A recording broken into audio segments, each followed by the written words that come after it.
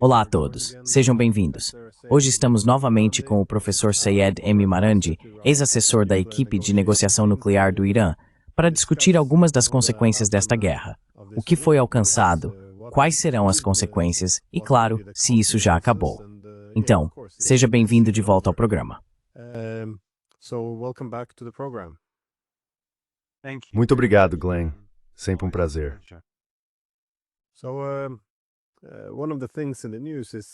Então, uma das notícias é que o argumento de Trump de que as instalações nucleares no Irã foram completamente destruídas, agora foi contestado por alguns relatórios de inteligência vazados dos Estados Unidos.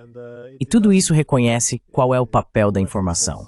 Ou seja, a guerra de informações é uma parte importante de qualquer guerra. Moldar a narrativa também é importante para legitimar ataques, exagerar a própria força e exagerar a fraqueza dos oponentes. Muitas vezes, vemos que políticos, analistas, agências de inteligência participam desse esforço para manipular informações.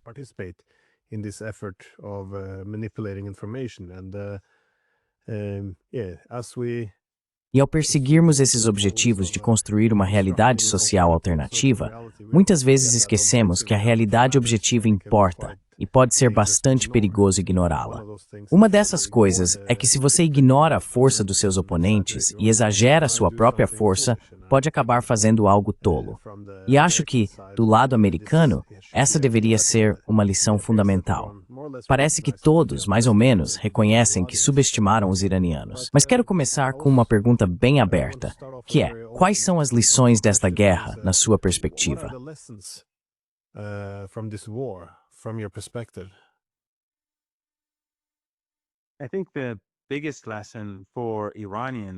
Acho que a maior lição para os iranianos é que nunca se pode confiar nos Estados Unidos e que os Estados Unidos não podem ser parceiros de nenhuma forma, em nenhum aspecto.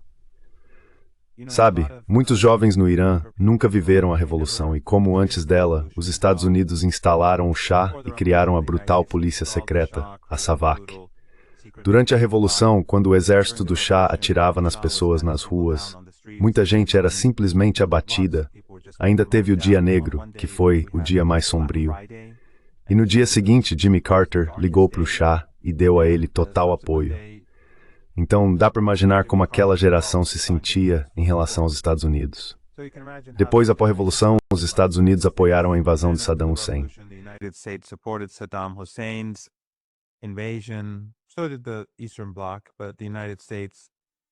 O Bloco Oriental também fez isso, mas os Estados Unidos desempenharam um papel particular. Os europeus deram armas químicas a Saddam. O Ocidente forneceu a ele inteligência militar para usá-las. Então, aquela geração também tinha, é claro, uma visão muito clara sobre a realidade do regime em Washington. Mas desde então, embora tenhamos tido sanções brutais, que são uma guerra por si só, estive em Cuba brevemente, há cerca de 1 ano e meio, suponho. E não há guerra, mas as sanções lá realmente destruíram grande parte do país. E na Síria eu costumava ir, e as sanções brutais esmagaram a sociedade da noite para o dia. Claro, junto com o apoio da OTAN ao ISIS, e o apoio do Catar, da Turquia e da Jordânia, e o apoio do regime israelense ao ISIS e à Al-Qaeda.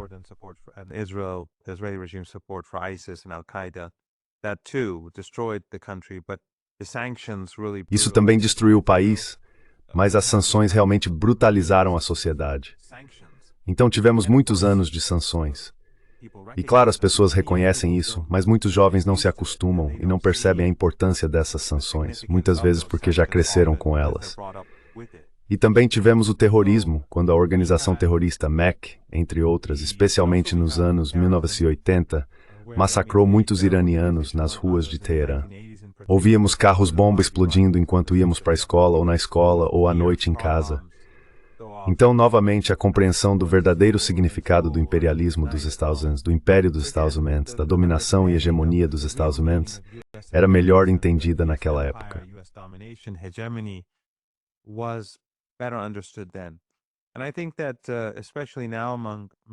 E eu acho que, especialmente agora, entre muitos jovens iranianos, essa compreensão tem faltado. O que os Estados Unidos e o regime israelense fizeram foi despertar esses jovens.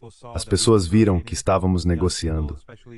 Os jovens, especialmente um segmento deles, que é liberal, que está acostumado a ouvir as narrativas ocidentais, a mídia persa, financiada por agências de inteligência e governos ocidentais, sofreram influência nesse segmento da sociedade. Muitos pró-Ocidente, ou orientados ao Ocidente, simpáticos ao Ocidente, como quiser chamá-los, agora veem sua visão de mundo desmoronar porque viram que o Irã estava negociando, conspirando.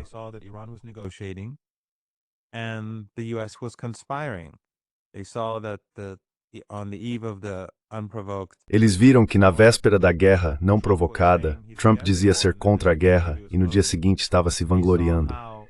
Eles perceberam como, e você estava falando sobre construção de narrativa, eles perceberam como, de repente, tanto liberais quanto conservadores nos Estados Unidos estavam demonizando o Irã dia e noite. E a mídia, seja o Breitbart ou o The New York Times, seja a CNN ou a Fox News, seja a BBC ou a Sky, seja o The Guardian ou o The Times, o Emerson Waters, todos estavam de repente atacando o Irã a sua maneira usando sua própria linguagem. E ficou bastante claro, e todo o establishment ocidentalista estava preparando o terreno para atacar o Irã.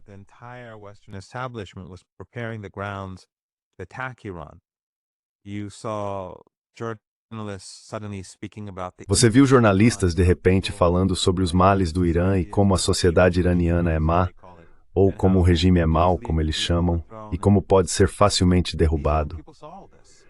Esses jovens viram tudo isso. Eles estavam acompanhando porque tinha a ver com suas vidas. E quando os Estados Unidos e o regime israelense atacaram, não houve discussão sobre direito internacional, direitos humanos, valores humanos, ou a ameaça de contaminação radioativa na mídia ocidental ou entre as elites ocidentais.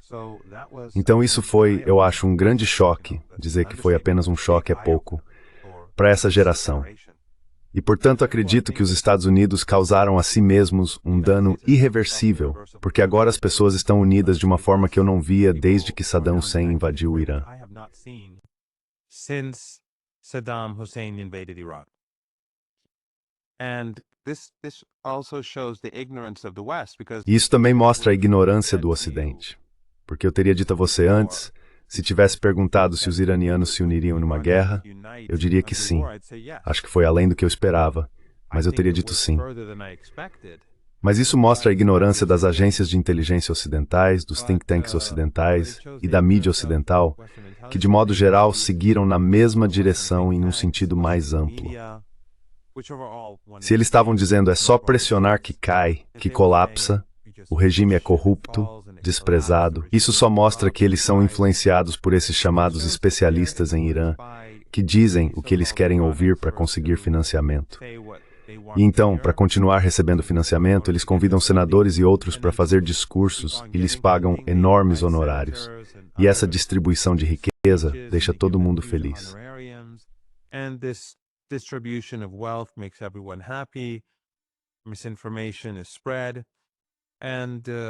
A desinformação é disseminada e assim os Estados Unidos e os europeus cometem erros de cálculo.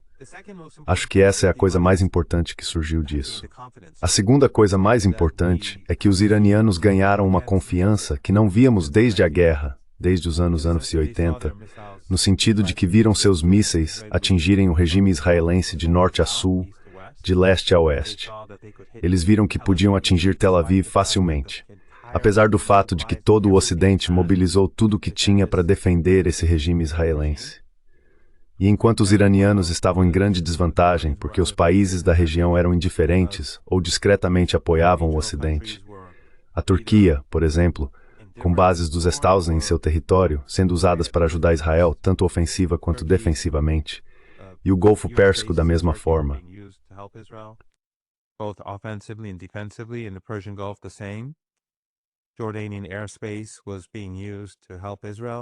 O espaço aéreo jordaniano estava sendo usado para ajudar Israel, o regime israelense. E claro, o Iraque não é realmente um país muito soberano.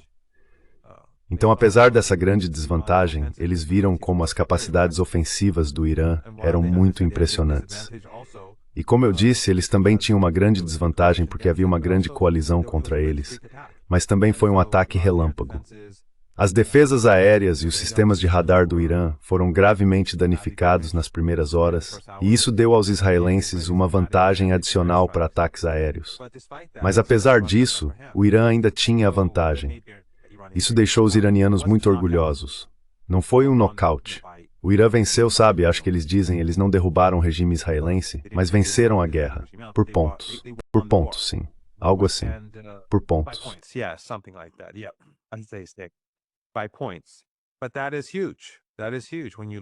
Mas isso é enorme. Isso é enorme. Quando você observa o ataque relâmpago, a enorme coalizão, a forma como o Ocidente enquadrou a situação, a maneira como a Agência Internacional de Energia Atômica foi usada como ferramenta, acho que isso também foi um choque para os jovens iranianos, em particular, que achavam que a ONU e os organismos internacionais significavam algo. Agora todos viram a realidade de que essas são apenas instituições do pós-Segunda Guerra Mundial, que são ferramentas do Ocidente, dominadas pelo Ocidente. O chefe dessa agência mentiu sobre o programa nuclear iraniano para justificar a agressão, e ele se recusou a condenar a agressão. Mesmo quando não apenas alvos militares, mas também civis estavam sendo bombardeados, e o programa nuclear do Irã estava sendo bombardeado com ameaça de contaminação, hipoteticamente. Então acho que esses são pontos-chave.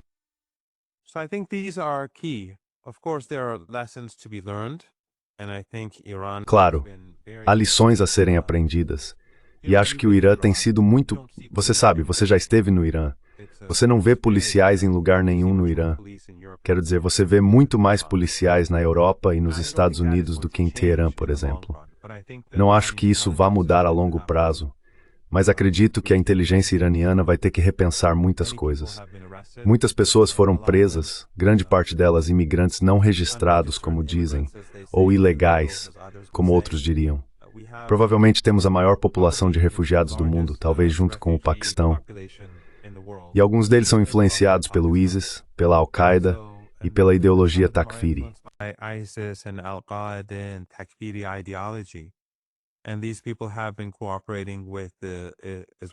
Essas pessoas têm cooperado com o regime israelense e algumas outras também. Mas, de qualquer forma, muitas pessoas foram presas, e isso provavelmente vai continuar. Além disso, o Irã vai ter que reconstruir suas defesas aéreas muito rapidamente, porque ninguém acredita que isso acabou. O regime israelense é definitivamente uma ameaça. Enquanto esse regime etno-supremacista existir, nunca haverá paz na Ásia Ocidental ou no norte da África. Então, continuará sendo uma ameaça. O Irã vai ter que se preparar rapidamente. Mas o que isso também foi aproximar o sul global do Irã.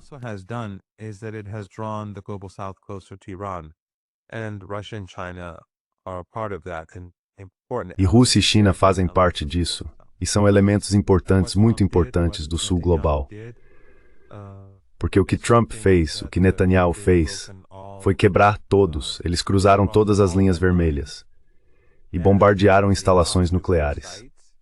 Acho que isso é um alerta não só para os iranianos, mas também para os chineses, para os russos, para qualquer um que esteja preocupado com o comportamento dos Estados Unidos. Então há pontos positivos e negativos. Claro, pessoas morreram. O regime é totalmente corrupto, implacável. Vimos isso em Gaza. Mas, por exemplo, para assassinar um cientista, 3 dias atrás, esse cientista saiu para ficar com o pai e eles estavam com a família estendida.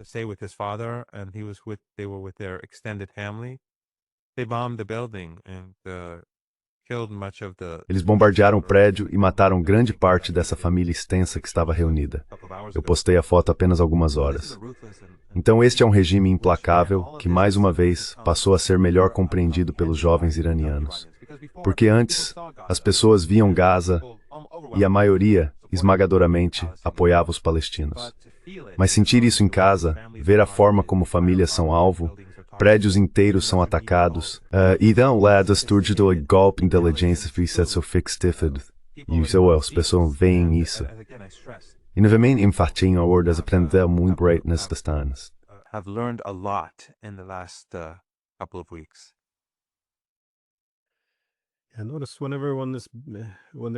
Quando há um aumento do sentimento a favor de conflito ou guerra com o Irã, o principal argumento é, como em todos os conflitos, tentar retratar isso como uma luta entre o bem e o mal. E a forma como o Irã é apresentado como mal é sempre, você sabe, o regime autoritário, agressivo. Então muita da agressão militar é sempre justificada pelo apelo de só queremos reformas liberais, liberdades. Acho que muitas dessas pessoas que querem reformas liberais por meio da força militar, ainda que você aceite a premissa de que não se trata de política de poder, mas de preocupação com reformas liberais, acabam se tornando seus próprios piores inimigos. Como você mencionou, depois da derrubada de Mossadegh, foi em 53, e o governo do Shah.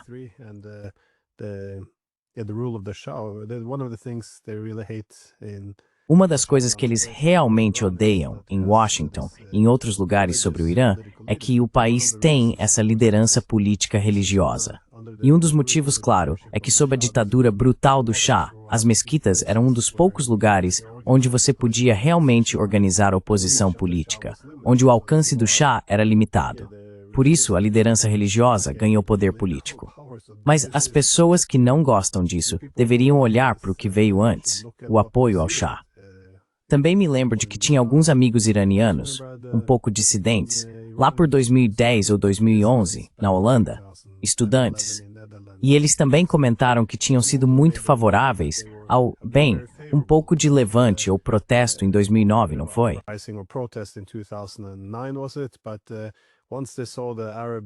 Mas, uma vez que eles viram a Primavera Árabe, sabe, como qualquer levante e dissidência contra o governo, foi usado pelos Estados Unidos e vários poderes aliados para efetivamente queimar e destruir o país, que eles foram usados como instrumentos, eles mudaram de posição, dizendo, bem, talvez tenha sido bom que nossos protestos não tenham funcionado.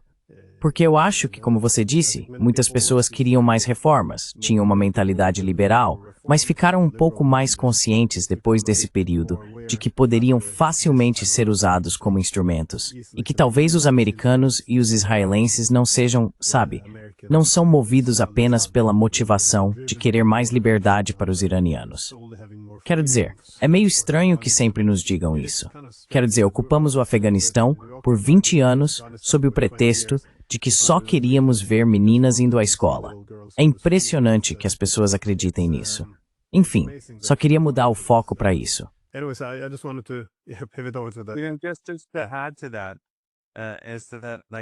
Só para acrescentar a isso, por exemplo, no caso do Afeganistão, a hipocrisia é que eles criaram o extremismo.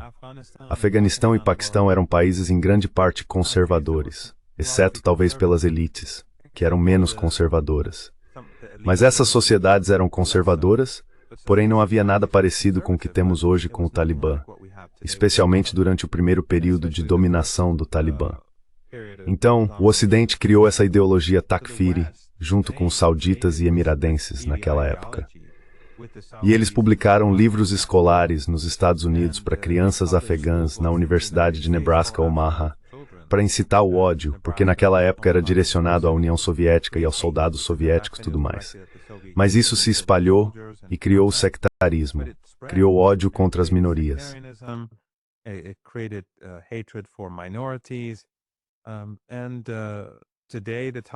E hoje o Talibã, independentemente do que qualquer um pense sobre eles, não deixa meninas irem à escola, estudarem ou aprenderem. Porque os Estados Unidos, junto com os sauditas e os emiradenses na época, criaram esse ambiente, essa ideologia extremista. É igual ao que você vê na Ucrânia.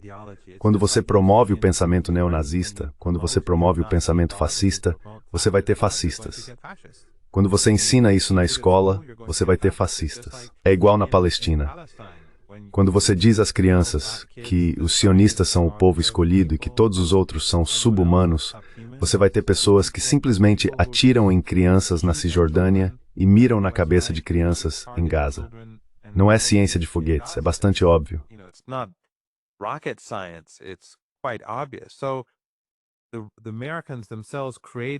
Então, os próprios americanos criam um monstro e depois aparecem fingindo que...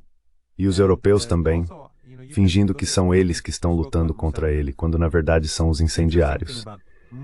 E também, sabe, se você olhar quando você falou sobre Mossadegh, o interessante é que o maior erro de Mossadegh foi confiar nos americanos. Enquanto isso, os americanos, quando estavam secretamente conspirando contra ele com os britânicos, naquela época, se você for olhar os jornais antigos publicados naquela época, os arquivos, verá que a mesma linguagem usada contra o Irã após a Revolução já era usada contra Mossadegh naquela época, que ele era um louco, que todos os males atribuídos ao Irã eram atribuídos a Mossadegh.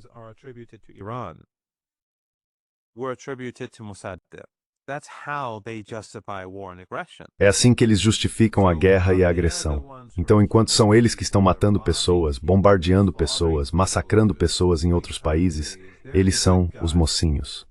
E as vítimas são os vilões. Novamente, o mesmo vale para Saddam Hussein. Saddam Hussein, assim como o Talibã, era o homem deles. Eles deram a ele as armas químicas. Eles deram a ele as armas de destruição em massa para usar contra os iranianos e seu próprio povo. Naquela época, tudo bem.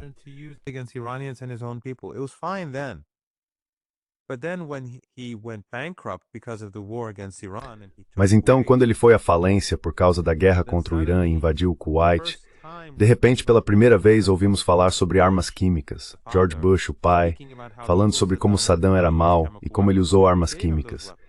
Bem, foram vocês que deram essas armas a ele. Mas isso eles não dizem.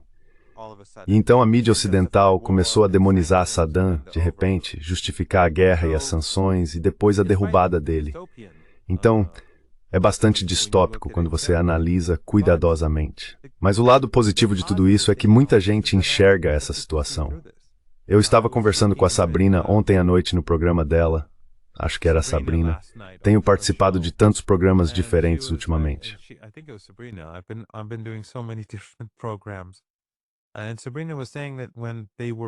Sabrina estava dizendo que quando estavam preparando o terreno para essa guerra contra o Irã, ela estava preocupada que todas aquelas pessoas pró-Palestina, que apoiavam Gaza e eram contra o Holocausto, ela temia que elas de repente se tornassem pró-guerra, mas isso não aconteceu. E eu acho que isso diz muito.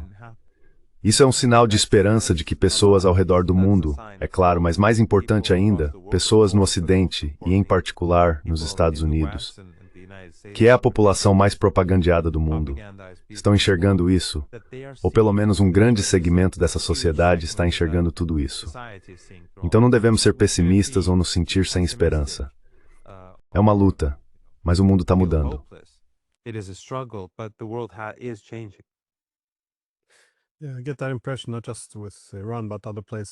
Eu tenho essa impressão não só em relação ao Irã, mas também a outros lugares. A ideia de todo esse ódio e agressividade sendo encobertos por esse véu liberal, acho que esse véu liberal está caindo em muitos lugares, e acho que as pessoas estão um pouco desiludidas com o que aconteceu. Mas sim, você descreve mais ou menos uma guerra eterna contra o Irã ao longo do último século. Mas isso levanta a questão, embora pareça uma pergunta boba. Essa guerra acabou? O cessar-fogo vai se manter? Quero dizer, os motivos para ir à guerra contra o Irã, seja para enfraquecer o Irã, destruir o Irã, promover uma mudança de regime no Irã, nenhum desses objetivos foi alcançado.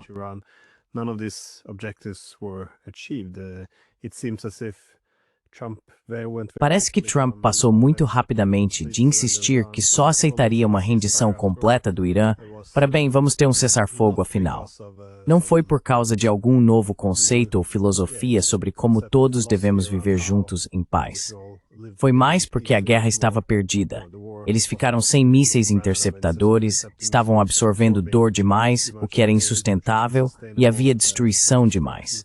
Então estou um pouco pessimista. Enquanto levantamos novamente a bandeira de missão cumprida, e Trump agora faz voltas de vitória, celebrando a si mesmo, tenho a impressão de que talvez esta guerra ainda não tenha acabado.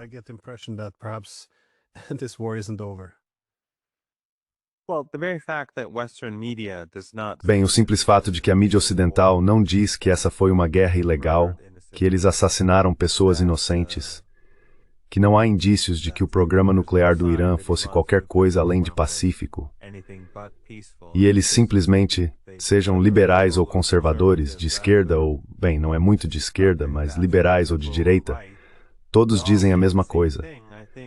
Acho que isso indica que não devemos confiar no Ocidente de forma alguma nas próximas semanas, meses ou anos. Enquanto esse establishment político estiver no poder, se eles forem enfraquecidos e houver mudança na Europa, o que acho possível, embora a Europa esteja gradualmente se tornando mais parecida com uma série de estados policiais, sério, sinto que isso está acontecendo.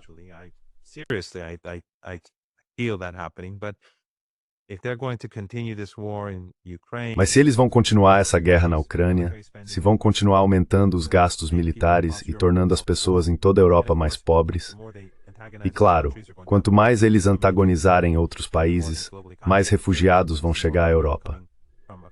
E quanto mais a economia global se deteriorar, mais pessoas do mundo inteiro virão por esse motivo também.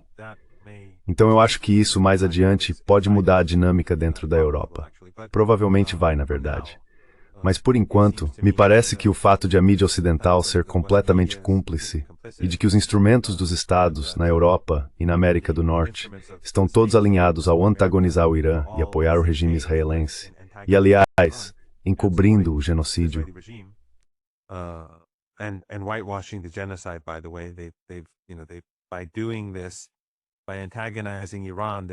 Ao fazerem isso, ao antagonizarem o Irã, eles também estão ajudando o regime israelense a apagar o Holocausto em Gaza, o Holocausto em andamento. Então, nessas circunstâncias, eu não... Acho que a resposta para sua pergunta seria que isso ainda não acabou e que esse regime que está constantemente bombardeando o Líbano e Gaza, claro, o Iêmen, a Síria, bombardeando a Cisjordânia com drones e aviões em alguns momentos, o Iraque, esse regime vai novamente realizar um ataque contra o Irã em algum momento. E o Irã precisa se preparar para isso. E o Ocidente vai apoiar. A ironia é que, claro, se o Irã... Vamos supor que o programa nuclear do Irã seja destruído.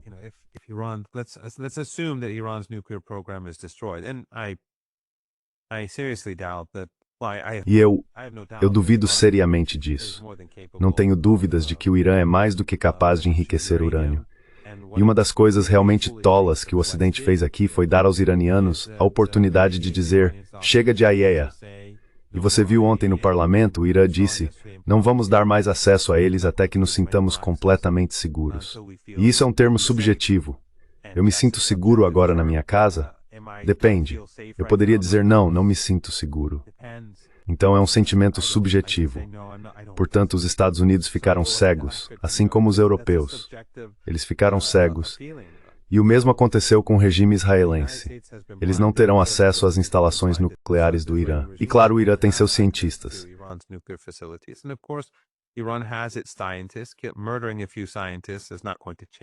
Assassinar alguns cientistas não vai mudar nada. Existem universidades, existem professores, há muitos cientistas trabalhando. E além disso, o Irã possui uma infraestrutura. Por causa das sanções, na verdade, a maioria das coisas é construída no Irã. Então há fábricas espalhadas pelo país que produzem peças e partes para máquinas usadas na indústria nuclear, assim como em todas as outras indústrias. E claro, o debate sobre o quão bem-sucedidos foram os ataques. Isso, eu acho, é importante. Quando a inteligência dos Estados Unidos diz que eles falharam em grande parte, então precisamos levar isso a sério. Não estou fazendo nenhum comentário pessoal, porque não pretendo saber o que aconteceu lá. Mas eu imagino que Trump e Netanyahu provavelmente fracassaram.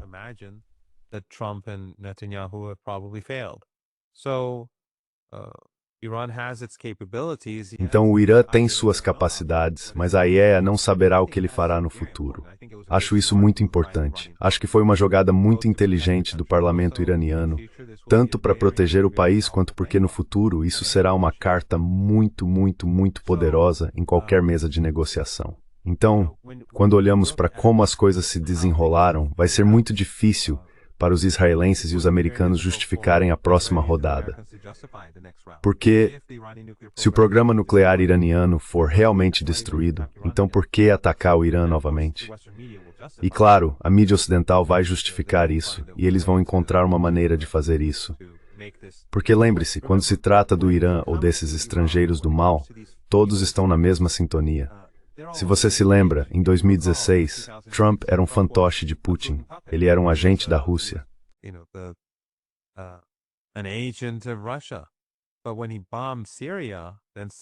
Mas quando ele bombardeou a Síria, de repente todo mundo aplaudiu e disse que ele finalmente tinha se tornado presidente.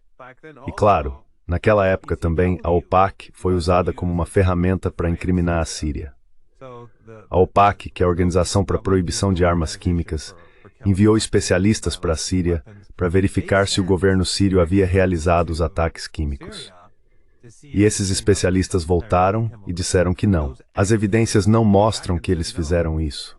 Na verdade, mostram que turcos e jordanianos apoiaram Al-Qaeda e forças extremistas que fizeram isso.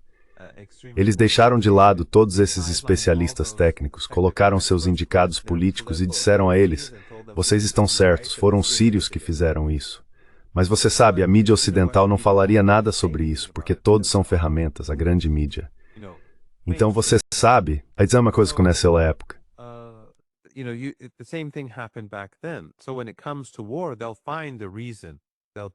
Então, quando se trata de guerra, eles sempre encontram um motivo. Eles justificam. Mas vai ser interessante porque, se supostamente não existe mais um programa nuclear e tudo foi destruído, qual seria a justificativa? O verdadeiro motivo sempre foi a mudança de regime, como eles gostam de chamar, porque não gostam do Irã, porque o Irã é ferozmente independente.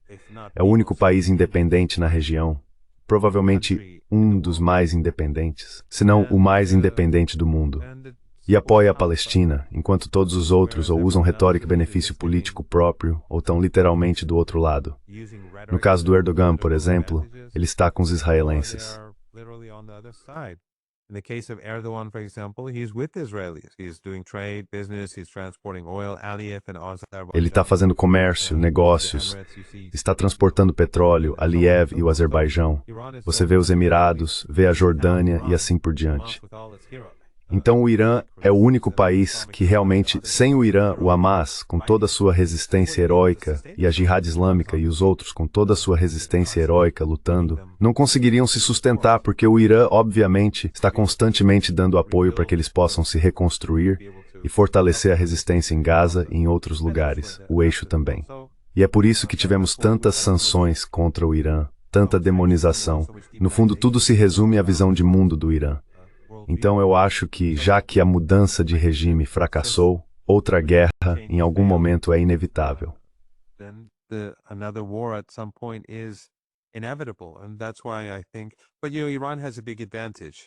E é por isso que eu acho, quer dizer, o Irã tem uma grande vantagem no sentido de que as armas que o regime israelense usou são as melhores que os americanos têm a oferecer. O que o regime israelense possui, e isso, na minha opinião, também é significativo, realmente mostra o quão impressionante foi a reação do Irã, apesar do ataque relâmpago e do apoio esmagador do Ocidente e de seus aliados regionais. Mas, além disso, os israelenses tinham as melhores armas que americanos e europeus podiam fornecer. As armas que o regime israelense possui são incomparáveis às que a Ucrânia tem. As armas que eles não dão para a Ucrânia, eles dão para Israel, e dão tudo o que tem.